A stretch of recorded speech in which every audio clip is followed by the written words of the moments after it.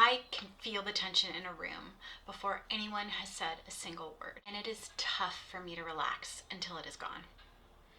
Nobody said anything, but I notice my stomach tightens, my fists clench, butterflies kick in, I have a shortness of my breath, and the spinning in my mind, it kicks up a notch. I'm suddenly in hyper observer mode, scanning everything, reading the room before anyone has done or said anything. And the thought underneath all of it, this is so awkward, this is so uncomfortable, I hate this, I don't want to be here. Sometimes I'd freeze, go quiet, try to make myself invisible until it passed. Like, seriously, imagine going away.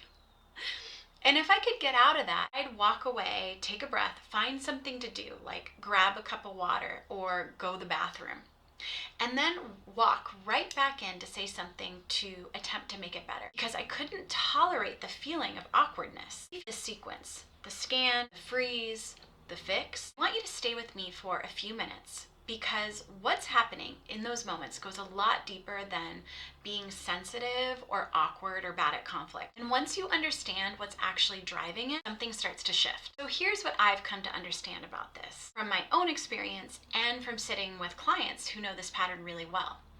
The internal story in those moments isn't really about the other person's mood. Granted, it might be a bad mood. The story is, I cannot tolerate this feeling, and I have to make it stop. Their mood is the trigger, but what's driving the whole response, the scanning, the clenching, the spinning wheel, is an intolerable sensation inside your own body, which means the fix was never really about managing them.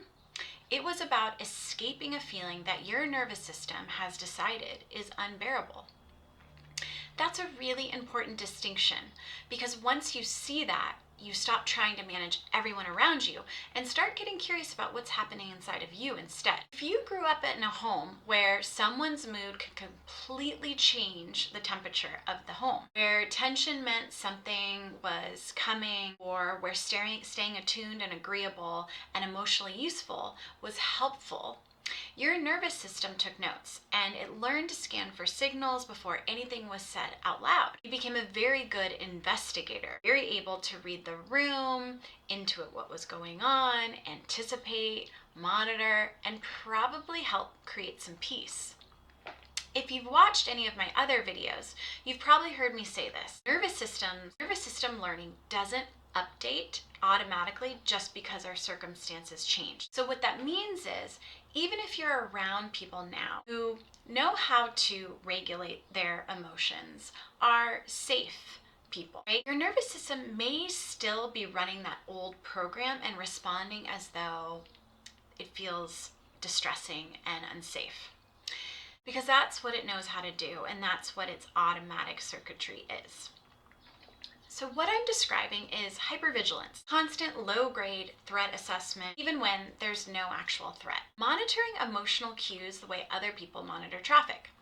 Living inside hypervigilance is genuinely exhausting because of the sheer volume of invisible work happening all day long, tracking everyone, anticipating, running the room in the background, all while trying to just be a person that's hanging out. And the hardest part is that most people who live inside of this don't even know that that's what's happening. It's so familiar to them, they can't even imagine what it would be like to not be in that tense type of mode. For me, this shift has had two parts. The first was developing an appreciation for the care and sensitivity I have to other people's moods. It's really a muscle that has been developed that in a lot of ways is a real gift and can really be useful and supportive.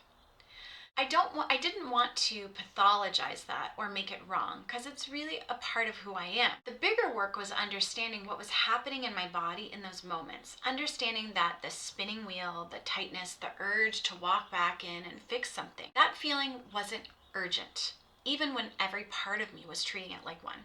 That was my nervous system doing exactly what it had learned to do, trying to manage everyone and create safety. And when I stopped fighting the response and started getting curious about it instead, where is this actually coming from? What does it actually need? That tension started to loosen slowly, enough that I could start to stay in the room without immediately reaching for the exit or the fix. So here's something small to try. Next time you feel that spinning wheel kick up or that tension, before you do anything to fix it, pause and notice where the feeling lives in your body. Is it in your stomach, your chest, your clenched fists? Name it without acting on it. Tension in my chest is here. Butterflies in my stomach is here. Tightness in my fists is here. And then if you want to take it a step further, name what's happening in your mind. I'm having the thought that this is really awkward. You're not trying to make the feeling disappear. You're practicing something different, letting the feeling be there without treating it like an emergency that requires immediate action. That gap, that small little space, is where things change. Because every time your nervous system gets the information that the discomfort arrived and nothing catastrophic happened, it slowly starts to update what it believes is possible. If this type of pattern or the spinning wheel is something that if other people's moods have always felt like something you've needed to manage, that's really worth paying attention to.